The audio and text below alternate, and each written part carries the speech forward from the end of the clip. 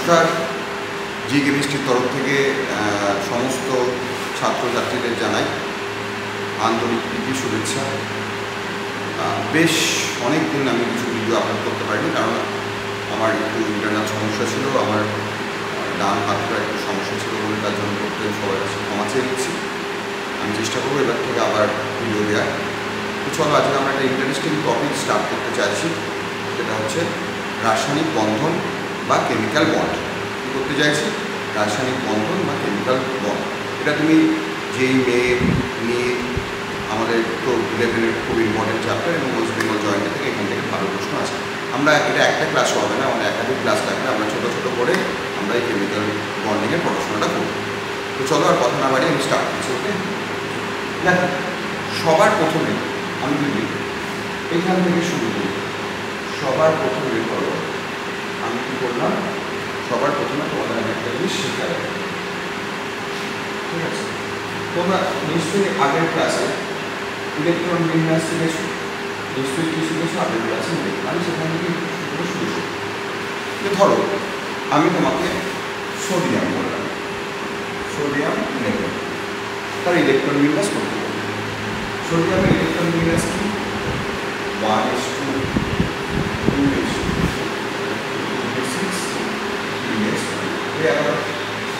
2, 4 আর 6, 10 আর 11। তো তুমি দেখছো এই যে এটা হচ্ছে তার আউটার মোস্ট বা ভ্যালেন্স সেল বলা হয়। কী বলা হয়? ভ্যালেন্স। এই ভ্যালেন্স সেলে কটা ইলেকট্রন আছে? একটা ইলেকট্রন আছে। এই ভ্যালেন্স সেলে যে কটা ইলেকট্রন থাকবে তাকে তার বলা হয় যোজক ইলেকট্রন। কী বলা হয়? যোজক ইলেকট্রন। মানে কোনো একটা পরমাণু ইলেকট্রন বিন্যাসে সর্ববস্তু পক্ষে যে কটা ইলেকট্রন থাকে তাকে বলা হয় যোজক ইলেকট্রন। কারণ যোজক ইলেকট্রনের কনসেপ্ট তুমি না যদি জানো তাহলে তুমি কেমিক্যাল বন্ডিং করতে পারবে না। তাহলে কোনো একটা পরমাণু ইলেকট্রন বিন্যাসে সর্ববস্তু পক্ষে যে কটা ইলেকট্রন থাকে তার যোজক ইলেকট্রন। তাহলে এইটার তার যোজক ইলেকট্রন কত আছে? একটা। যদি আমি তোমাকে বলি ক্যালসিয়াম, ক্যালসিয়াম 2, ইলেকট্রন বিন্যাস কত? 1:2, 2:2, 2:6, 3:2, 3:6, 4:2। তাহলে এর আউটার সেল কোন? 4s। 4s কটা ইলেকট্রন আছে? 2। তাহলে যোজক ইলেকট্রন কত? 2। এবার আমি আমার পড়ানোর জায়গায় যাই। কী পড়ানোর জায়গায় বলছি যে প্রথম বলছে যোজক ইলেকট্রন বার করে। কী বলছে? যোজক ইলেকট্রন বার করে। তাহলে বলো যোজক ইলেকট্রন কাকে বলে? না, কোনো পরমাণু যোজক কক্ষে, যে যোজক কক্ষে কি আমরা একটা বেশি খারাপ, যে কোনো পরমাণু যোজক কক্ষে অর্থাৎ সর্ববস্তু কক্ষে একটা একাধিক ইলেকট্রন থাকে যারা বন্ধনে অংশগ্রহণ করে তাকে আমরা কী বলি? তাকে আমরা বলি ভ্যালেন্স ইলেকট্রন। কী বলি? Valence electron. ক্লিয়ার? মাথা ঢুকেছে? এবার প্রত্যেকটা পরমাণু কেন বন্ধনে অংশগ্রহণ করে? না, প্রত্যেকটা পরমাণু অংশগ্রহণ করে হচ্ছে তার নিকটতম নিষ্ক্রিয় গ্যাসের মতো ইলেকট্রন বিন্যাস লাভ করার জন্য।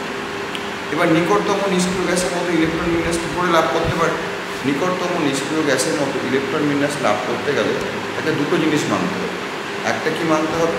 একটা মানতে হবে অষ্টক সূত্র, একটা মানতে হবে দ্বৈত সূত্র। কী মানতে হবে? একটা মানতে হবে অষ্টক সূত্র। ঠিক আছে, বোর্ডটা দেখা যাচ্ছে, একটুখানি দাঁড়াও, হয়তো বোর্ডটা দেখতে অসুবিধা। একটা মানতে হবে অষ্টক সূত্র আর একটা মানতে হবে কি? দ্বৈত সূত্র। ক্লিয়ার? অষ্টক সূত্র কাকে বলে? না, কোনো একটা পরমাণুর বাইরের পক্ষে যদি 8টা ইলেকট্রন থাকে তখন তাকে অষ্টক সূত্র বলা হয়। আর কোনো একটা পরমাণুর বাইরের পক্ষে যদি 2টো ইলেকট্রন থাকে তখন তাকে দ্বৈত সূত্র বলা হয়। মানে নিকটতম নিষ্ক্রিয় গ্যাসের মতো ইলেকট্রন বিন্যাস লাভের জন্য সে যদি 8টা ইলেকট্রন রাখে বাইরের পক্ষে তার সেটা অষ্টক সূত্র মেনে চলছে, আর যদি 2টো ইলেকট্রন রাখে তাহলে সেটা দ্বৈত সূত্র মেনে চলছে। ব্যাপারটা বোঝা গেছে? তাহলে বাইরের পক্ষে যদি 8টা সূত্র মেনে সে রাখে, মানে অষ্টক পূর্ণ করে, তখন বলা হয় অষ্টক সূত্র মেনে চলেছে। আর দুটো, মানে হিলিয়ামের যেহেতু কনফিগারেশন 2, হিলিয়াম একটা নোবেল গ্যাস, তাহলে তখন আমরা বলবো তাকে দ্বৈত সূত্র। কী বলবো? দ্বৈত সূত্র মেনে চলছে। এবার তোমাদের পরীক্ষায় যেটা আসে যে কোন কোন পরমাণুগুলো দ্বৈত সূত্র মেনে চলবে, কোন কোন পরমাণুগুলো কী করবে? দ্বৈত সূত্র মেনে চলবে। না, আমি যদি বলি সেখানে 3 জন আছে, একটা হাইড্রোজেন, একটা লিথিয়াম, একটা বেরিলিয়াম। তার দিস হাইড্রোজেন, লিথিয়াম, বেরিলিয়াম এটা কী করে? দ্বৈত সূত্র মেনে চলবে। ক্লিয়ার? তাহলে এগুলো করে কমপ্লিট হয়েছে। সবাই বুঝতে পেরেছে? নেক্সট দেখো রাসায়নিক বন্ধন। রাসায়নিক বন্ধন কাকে বলে? আমি একটু আগে বললাম যে নিকটতম নিষ্ক্রিয় গ্যাসের মতো ইলেকট্রন বিন্যাস লাভের জন্য কী করে না, পরমাণুরা কেউ একটা ইলেকট্রন দান করে, অপরটা সেটা গ্রহণ করে, বা দুজনা পরস্পর পেয়ার করে, বা একজনও দান করতে পারে, যে বন্ধন অংশগ্রহণ করে তাকে বলে রাসায়নিক বন্ধন। যেহেতু 11-এর ফার্স্ট সেমিস্টারে আমাদের MCQ পরীক্ষা আসবে, আমি সবাইকে বলবো ডেফিনেশন হুবহু মুখস্থ করার কোনো দরকার নেই।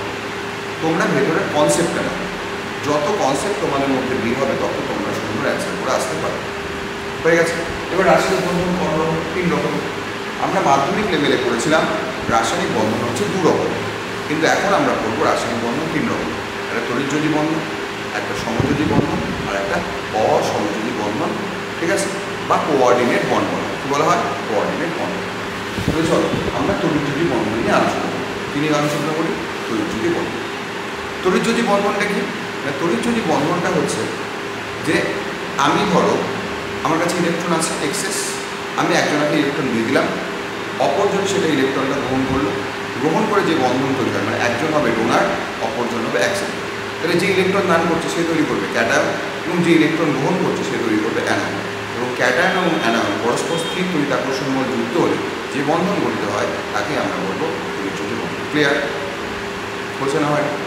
তাহলে নিকটতম নিষ্ক্রিয় গ্যাসের মধ্যে ইলেকট্রন বিন্যাস লাভ করার জন্য ক্যাটায়ন ইলেকট্রন ছেড়ে দেবে, ক্যাটায়ন করবে অ্যানায়ন, সে ইলেকট্রন গ্রহণ করবে, দিয়ে প্লাস আর মাইনাস পরস্পর স্থির তড়িৎ আকর্ষণ বলে যে বন্ধন তৈরি করবে তাকেই আমরা বলবো কি?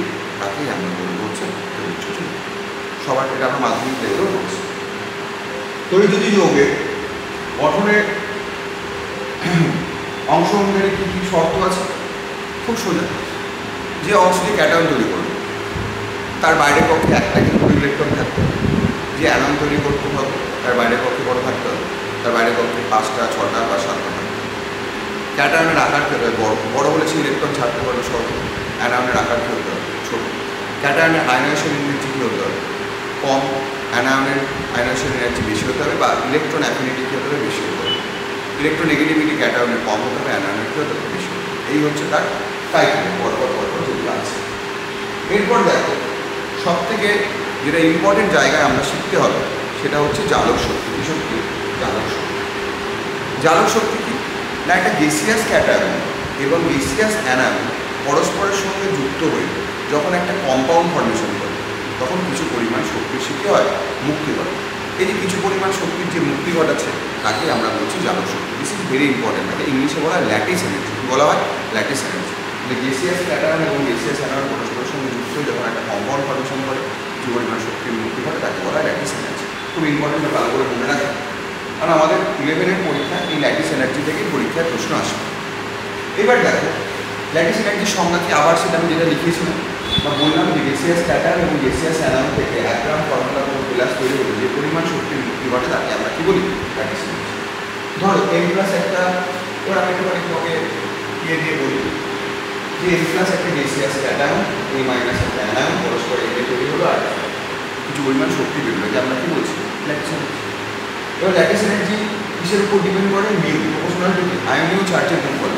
এটা কিন্তু ভালো করে মনে রাখতে হবে, তোমাকে ল্যাটিস শক্তি থেকে এই প্রশ্নই দেবে। তাহলে মিউ প্রপোর্শনাল টু কি? আয়নীয় চার্জের গুণফল ডিভাইডেড বাই ক্যাটায়ন এবং অ্যানায়নের মধ্যে দূরত্ব। কি বললাম? আয়নীয় চার্জের গুণফল ডিভাইডেড বাই ক্যাটায়ন ও অ্যানায়নের মধ্যে দূরত্ব। অর্থাৎ আয়নীয় চার্জ যত বৃদ্ধি পাবে ল্যাটিস শক্তির মান কত কী হবে? বাড়বে। পরিষ্কার একদম। নেক্সট দেখো, তাহলে ল্যাটিস শক্তি থেকে কী বুঝতে পারছি যে আয়নীয় আধান, যত আধান বেশি হবে তত কী হবে? তত তার ল্যাটিস শক্তি বেশি হবে। তখন প্রশ্ন দিয়েছে ক্যালসিয়াম অক্সাইড, কী দিয়েছে? ক্যালসিয়াম অক্সাইড আর Na, তার ল্যাটিস শক্তি বেশি। ক্যালসিয়াম অক্সাইড আর Na তার ল্যাটিস শক্তি বেশি। দেখো সি এর ল্যাটিস শক্তি 3452, whereas Na এর ল্যাটিস শক্তি কত? 900। কারণ কি Na+, Na-, একটাই পজিটিভ চার্জ, একটা নেগেটিভ চার্জ, আর CO2 থেকে Ca+2 O2-, তাহলে দুটো করে আছে।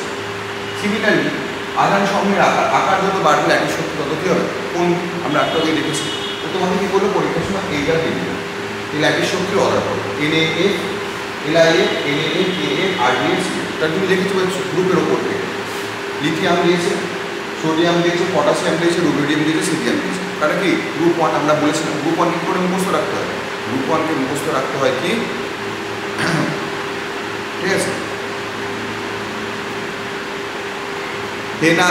হে লি না কি রাপসে ফোরিয়ার, কিছু মনে রাখতে হবে, হে লি না কি রাপসে, হাইড্রোজেন বলেন লি না কি রাপসে, রাপ মানে রুবিডিয়াম আর সি মানে সিজিয়াম ফোরিয়ার। তাহলে গ্রুপের ওপর থেকে নিচে দিয়ে গেলে কী হচ্ছে, ব্যাসার্ধ বেড়ে যাচ্ছে, যত ব্যাসার্ধ বেড়ে যাবে তত ল্যাটিস শক্তি কী হবে, কমে যাবে। That's all. তোমাকে এটাও দিতে পারে lithium chloride, lithium fluoride, lithium bromide, lithium iodide. তাহলে অ্যানায়নের আকার বেড়ে গেল, সে ল্যাটিস শক্তি কী হবে, ল্যাটিস শক্তির মান কী হবে, কমে যাবে। ক্লিয়ার? আশা করি এটা সবাই বুঝতে পেরেছি। চলো নেক্সট বলেছে যে একটা বন্ড হেবার সাইকেল এর সাহায্যে আমরা ল্যাটিস শক্তি নির্ণয় করতে পারি। যেমন আমি এখানে NaCl এর কথা বলছি, যে NaCl তৈরি করতে গেলে আমার Na সলিড নিয়ে শুরু করবো, Na সলিড থেকে Na গ্যাস যাবে, বলে সাবডিভিশন এনার্জি। Na গ্যাসের উপর রিয়াকশন হবে কি দরকার, Na প্লাস, তারপর বলে আয়োনেশন এনার্জি। তেমনি Cl2 থেকে কোথায় যাবো, Cl বলে হাফ ডিসোসিয়েশন এনার্জি। Cl থেকে যাবো Cl মাইনাস, এটা বলে কি ইলেকট্রন অ্যাফিনিটি। এই দুটো পরস্পর যুক্ত হয়ে NaCl সলিড হবে, এই পরিমাণ শক্তি বেরোবে, যাকে আমরা কী বলছি, যাকে আমরা বলছি ল্যাটিস শক্তি। বলছে না?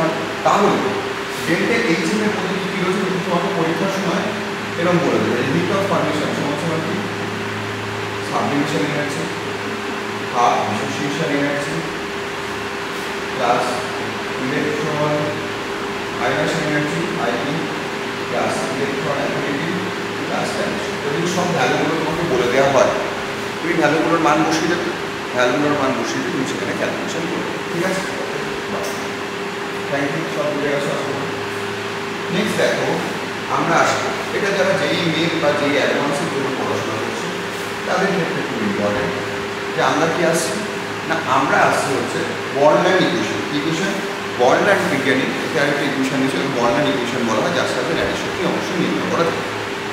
সেখানে বলে ইউ সমান সমান minus A into B square Z plus Z minus N R 1 - 1/n, যেখানে 1/n, এনটাকে কী বলা হয়, এনটাকে বলা হয় হচ্ছে কি এর একটি ধ্রুবক, যাকে বলে বন্ড এক্সপোনেন্ট। কী বলা হয়, বন্ড এক্সপোনেন্ট বলা হয়। এইটুকু জিজ্ঞাসা করে এর মান বলা হয় নট। কিন্তু ল্যাটিস শক্তি এটা দেখলাম ধ্রুবক, এর হচ্ছে অ্যাভোগাড্রোর সংখ্যা, আর জেড প্লাস জেড মাইনাস মানে চার্জের বন্ধু, এটা আমরা জানি। তাহলে এখানে বলতে পারি বন্ড এর ইকুয়েশনে এনের ভ্যালু কত নট, বলছে না, এরকম ধরনের প্রশ্ন তোমাকে দিতে পারে। নেক্সট আমরা আসি ল্যাটিস শক্তি থেকে কী কী জানতে পারি। না, আমরা এটুকুনি জানি যে ল্যাটিস শক্তি যত বেশি হবে, মানে যত বেশি নেগেটিভ হবে, কম্পাউন্ড তত বেশি স্টেবল হবে, তাকে ভাঙতে তত বেশি এনার্জির প্রয়োজন হবে, তার গলনাঙ্ক স্ফুটনাঙ্ক তত কী হবে, বেশি হবে। দিস ইজ ইউর ল্যাটিস শক্তি। এই ল্যাটিস শক্তি কিন্তু আমরা এইগুলো জিনিসগুলো জানি। ক্লিয়ার না? ক্লিয়ার? ওকে। নেক্সট আমরা আসবো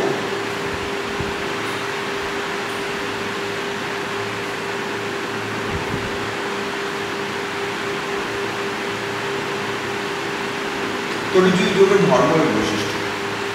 আমরা জানি ভৌত ধর্ম তড়িৎ যৌগগুলো কী হয়, সাধারণত কঠিন হয়, বেশিরভাগই কঠিন, গলনাঙ্ক স্ফুটনাঙ্ক বেশি হয়, বন্ধনের কোনো লিমিট থাকে না, এটা সমবাদ দেখে না, তাপ ও তড়িতের সুপরিবাহী হয়, এটা কী হয়, ধ্রুবীয় দ্রাবকে দ্রাবিত হয়। ঠিক আছে? মানে এগুলো পোলার সলভেন্ট, লাইক ডিসলভাইভ কথা মনে রাখবে, পোলার সলভেন্টে দ্রবীভূত হয়, আর নন পোলার সলভেন্ট নন পোলার সলভেন্টে।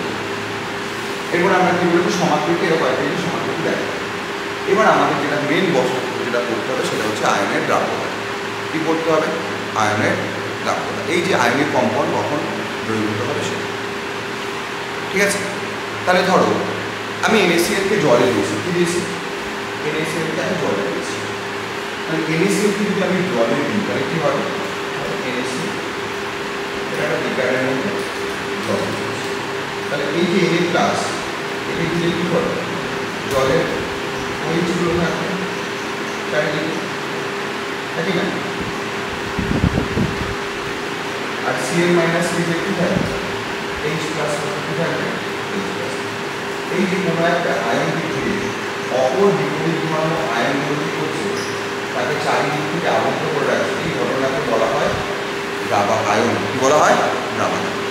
এই দ্রাবকায়নের ফলে একটা শক্তি নির্গত হয়, যাকে আমরা বলি দ্রাবকায়ন শক্তি। কী বলি, দ্রাবকায়ন শক্তি।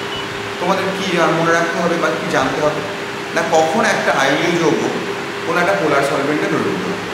তো বলো কখন দ্রবীভূত হয় না, যখন তার দ্রাবকায়ন শক্তির মান ল্যাটিস শক্তির থেকে বেশি হয়।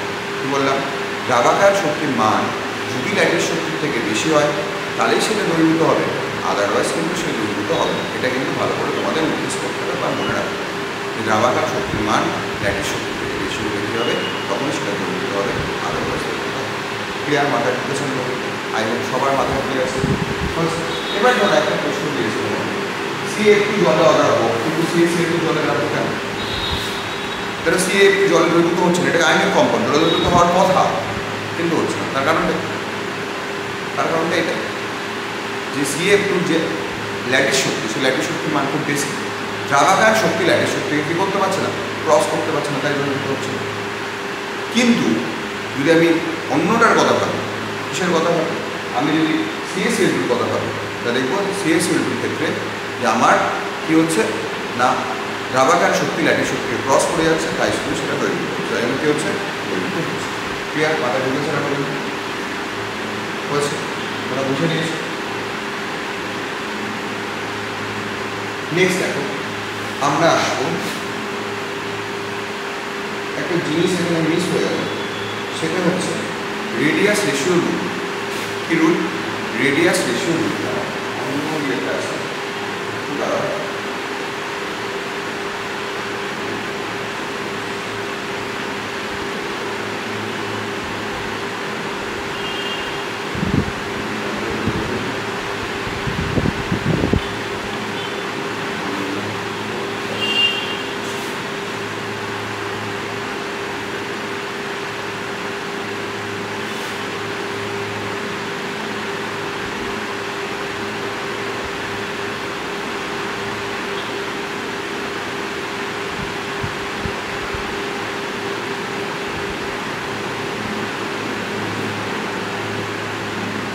এরপর তোমরা যদি কেউ নোট বানাও, খাতায় লিখবে radius ratio rule.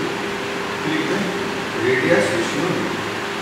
Radius ratio rule না, আয়নীয় যুগের কোনো একটা স্ট্রাকচার করতে গেলে ক্যাটায়ন এবং অ্যানায়নের রেডিয়াস ইয়ে করতে হবে, অনুপাত করতে হবে। ক্যাটায়নের রেডিয়াস এবং অ্যানায়নের রেডিয়াস, এই যে অনুপাত, তাকেই বলা হয় রেডিয়াস রেশিও রুল। এই ক্যাটায়নের অনুপাত এবং অ্যানায়নের অনুপাত, ক্যাটায়নের ব্যাসার্ধ বসাবো, তার নিচে অ্যানায়নের ব্যাসার্ধ বসাবো। তার অনুপাত যদি 0 থেকে 0.155 মধ্যে হয়, তার কোঅর্ডিনেশন নাম্বার 2 হয়, স্ট্রাকচার হচ্ছে লিনিয়ার। যদি 0.155 থেকে 0.225 এর মধ্যে হয়, কোঅর্ডিনেশন নাম্বার 3, স্ট্রাকচার হচ্ছে 2. 0.225 থেকে 0.414 এর মধ্যে হলে কোঅর্ডিনেশন নাম্বার 4, চতুস্তর। 0.414 থেকে 0.732 হলে কোঅর্ডিনেশন নাম্বার 6, অষ্টদল। 0.732 থেকে 0.1 হলে কোঅর্ডিনেশন নাম্বার 8 হয়, একে বলে octahedral structure. This is your main ব্যাপার। এই রেঞ্জগুলো ভালো করে তোমাকে মুখস্থ রাখতে হবে, এবং তোমাকে একটা ক্যাটায়নের রেডিয়াস এবং একটা অ্যানায়নের রেডিয়াস তোমাকে দিয়ে দেবে। এবার ক্যাটায়নের রেডিয়াস এবং অ্যানায়নের রেডিয়াস দিয়ে তুমি তার অনুপাত করবে, অনুপাত করে তারপর তুমি কী করবে, তুমি আমাকে বলবে যে কোন রেঞ্জের মধ্যে পড়ছে। যেহেতু যে রেঞ্জের মধ্যে পড়ছে সেই হচ্ছে একটা structure. This is called radius ratio rule. This is called radius ratio rule. Okay, clear? Next তড়িৎ যৌগের বৈশিষ্ট্য, এগুলো আমি অলরেডি বলেছি, দ্রাবকায়ন বলেছি, ওখানে মিস হয়ে গেছিল। তার এরপর আমরা যেটা আসবো সেটা হচ্ছে সমযোজী যৌগ। কী যৌগ আসবো? সমযোজী। সমযোজী যৌগ কি? সমযোজী যৌগ তোমাদের আমি বলি সবসময়, সমযোজী যৌগ হচ্ছে যে আসো বন্ধু হাত বাড়ায়। মানে কি, আমাকে একটা ব্যবসা করতে হবে, তোমার একটা ইলেকট্রন দরকার, আমার একটা ইলেকট্রন, পরস্পরের সঙ্গে মিলে একটা পেয়ার তৈরি করবে। সেই পেয়ারটাকে যদি সমানভাবে ব্যবহার করা হয়, তখন তাকে বলা হয় সমযোজী বন্ধন। কী বলা হয়? সমযোজী বন্ধন। পেয়ার মাথা এইটুকুনি বুঝেছি। এই সমযোজী বন্ধন পরমাণুর মান 3 রকমের হবে। একটা সিঙ্গেল বন্ড, একটা ডবল বন্ড, একটা triple bond. Single bond, double bond. তোমাদের মাধ্যমিক লেভেলে প্রশ্ন আছে যে ট্রিপল বন্ড কোথায় দেখতে পাওয়া যায়, এনটুতে ডবল বন্ড, ওটুতে সিঙ্গেল বন্ড, তুমি কার্বনের CH বন্ধন, CH4 সব দেখতে পাওয়া যায়, সেগুলো আমরা জানি। হয়েছে? এরপর আমাদের যেটা শিখতে হবে সেটা হচ্ছে ফর্মাল চার্জ। শিখতে হবে formal charge, most important, most important. আমি তোমরা দেখেওছো বা থাম্বনেলেও দেখো যে আমি KVS ক্র্যাক করেছিলাম আর কি। KVS জয়েন করা হয়নি, ঠিক আছে, যাই হোক, সেটা নিয়ে পরে একদিন গল্প করবো। এখন যেটা ব্যাপার হচ্ছে, সেই KVS এর পরীক্ষায় ফর্মাল চার্জ ক্যালকুলেশন করতে দিয়েছিল, সব জায়গায় প্রায় মোটামুটি আসছে। বুঝছে? তাহলে ফর্মাল চার্জের ডেফিনেশনটা কি বা সূত্রটা কি? পরমাণুর যোজক কক্ষের ইলেকট্রন, মানে কি বললাম, পরমাণুর যোজক কক্ষের ইলেকট্রন, ঠিক আছে, পরমাণুর যোজক কক্ষের ইলেকট্রনের সংখ্যা মাইনাস নিঃসঙ্গ ইলেকট্রনের মোট সংখ্যা মাইনাস হাফ ইন্টু বন্ধন ইলেকট্রনের মোট সংখ্যা। বোঝানো হয়? তাহলে কি বললাম, পরমাণুর যোজক কক্ষের ইলেকট্রনের সংখ্যা মাইনাস নিঃসঙ্গ জোড়ের মোট ইলেকট্রনের সংখ্যা মাইনাস হাফ ইন্টু বন্ধন জোড়ের মোট ইলেকট্রন সংখ্যা। দিস ইজ আমার সূত্র। তাহলে ধরো তোমাকে আমি এবার ক্যালকুলেশন করতে দিয়েছি, বললাম NH4 ক্লাসে নাইট্রোজেন এবং হাইড্রোজেনের ফর্মাল চার্জ ক্যালকুলেশন করবো। তোমরা বইয়ে ফলো করবে, অনেক করে দেওয়া আছে। চলো আমি দেখি।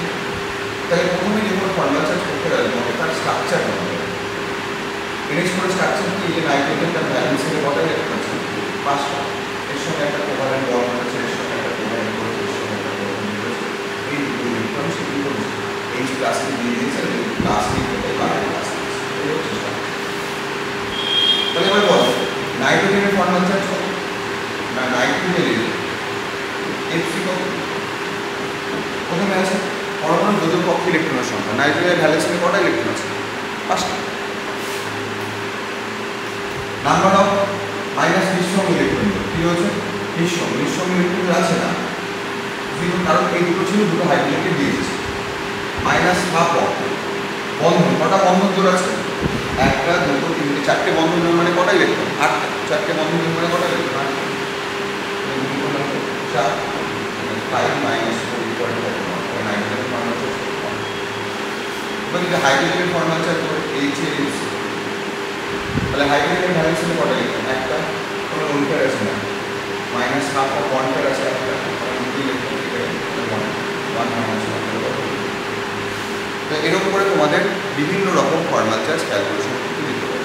তোমরা কী করবে, সেই ফর্মাল চার্জগুলো প্র্যাকটিস করবে। যদি কোনো ফর্মাল চার্জ করতে অসুবিধা হয় প্লিজ কমেন্ট বক্সে আমাকে জানাবেন, স্যার এই ফর্মাল চার্জটা করবো, আমি পরবর্তী ক্লাসে আমি চেষ্টা করবো। ঠিক আছে, বেশি দীর্ঘায়িত করে পড়াবো না, আধ ঘন্টা করে ক্লাস নেব, তাতে তোমাদের হয়ে যাবে। আধ ঘন্টা করে ক্লাস নিয়ে সেই ছোটো ছোটো ভিডিওগুলো হয়ে যাবে। 1 ঘন্টা অনেক ক্লাস নিলে পড়তে ইচ্ছে করে না। বলছি তাহলে ফর্মাল চার্জ ক্যালকুলেশন আছে। এবার সমযোজী যৌগের গঠনের সরল না, কারা কারা সমযোজী যৌগ তৈরি করবে, এটা যারা মাধ্যমিক লেভেলে পড়াশোনা করছে তাদের জন্যও দরকার হয়। যে আমার বাইরের কক্ষে 3টে 4টে 5টা 6টা 7টা এদের যদি ইলেকট্রন থাকে, তাহলে এরা সাধারণত যারা অধাতু হয় তারা কী করে, সমযোজী বন্ধন করে। 4 থেকে শুরু হয় অ্যাকচুয়ালি সমযোজী বন্ধন করার জন্য, হচ্ছে না? নেক্সট যে আয়নগুলো কী হতে হবে? উচ্চ হতে হবে। ইলেকট্রন আসক্তি কী হবে? যে দুটো পরমাণু হবে তাদের প্রায় সমান হতে হবে। ইলেকট্রন নেগেটিভিটি দুটো সমান হতে হবে, কিন্তু উচ্চ হতে হবে। দুটো নিউক্লিয়ার চার্জ এবং নিউক্লিয়ার দুটোর মধ্যে দূরত্ব সমযোজী বন্ধনের ক্ষেত্রে নিউক্লিয়ার চার্জ যত বেশি হয় এবং নিউক্লিয়ার দুটোর মধ্যে দূরত্ব যত কম হয়, সমযোজী বন্ধন তত কী হয়? দৃঢ় হয়। কত কী হয়? সমযোজী যৌগের বৈশিষ্ট্য ভৌত, এটা কঠিন তরল গ্যাস সবই হয়। গলনাঙ্ক স্ফুটনাঙ্ক সাধারণত একটু কম হয়। তড়িৎ পরিবহন সাধারণত করে না। গ্রাহ্যতা এরা পোলার সলভেন্টে দ্রবীভূত হয় না, নন পোলার সলভেন্টে হয়। রাসায়নিক বিক্রিয়ার গতিবেগ খুব একটা বেশি হয় না, বন্ধন অণুবিক থাকে এবং এটা সমবায়তা বা আইসোমার্জন দেয়। এরপরে আমরা শিখব পরিবর্তনশীল যোজ্যতা। কী শিখব? পরিবর্তনশীল যোজ্যতা।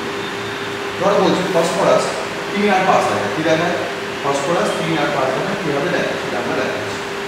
একটা শিখিয়ে দিচ্ছে, পরবর্তীগুলো তোমরা নিজেরাই।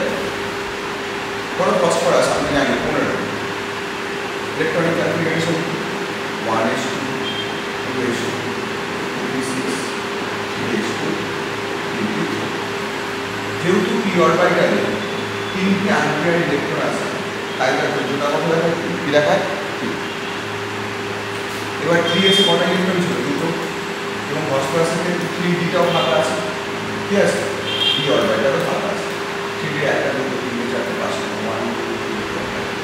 এবার যদি একটু এক্সাইটেড করি, তাহলে এখান থেকে একটা ইলেকট্রন হবে, এখানে কটা ইলেকট্রন যাবে? যেমন সিঙ্গেল ছিল, আর একটা ইলেকট্রন কোথায় হয়ে যাবে? D orbital.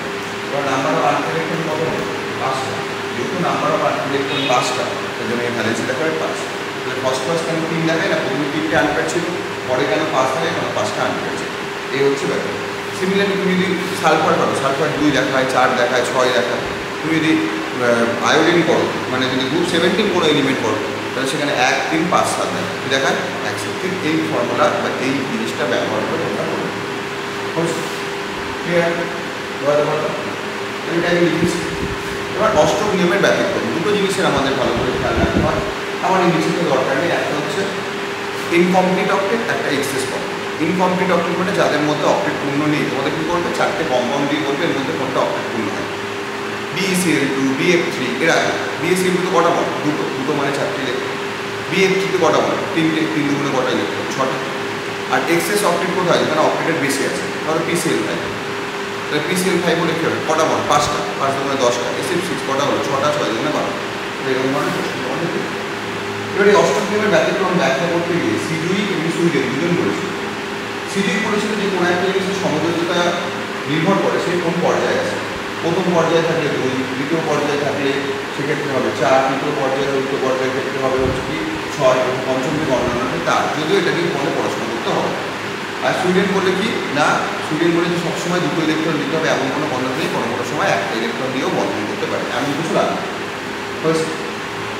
এরপরে আমরা ঢুকবো ফ্যাজান্স রুল, কিন্তু আজকে আর ফ্যাজান্স রুল পড়াবো না। তোমরা এই পর্যন্ত আগে প্রথম ভালো করে পড়াশোনা করো, তারপর নেক্সট আমরা ফ্যাজান্স রুল নিয়ে আলোচনা করবো। ওকে, যদি ভিডিও ভালো লাগে প্লিজ লাইক করবে, চ্যানেলটাকে সাবস্ক্রাইব করবে, পাশে থাকার চেষ্টা করবে, ঠিক আছে? আর কিছু না। আর যদি কোনো বিষয়ে কিছু অসুবিধা হয় প্লিজ কমেন্ট করে জানাবে, আমি আমার তরফ থেকে যতটা সম্ভব চেষ্টা করব। জি কেমিস্ট্রি, ধন্যবাদ সবাইকে, ঠিক আছে? ওকে, টাটা, আজকে এখানেই রাখছি।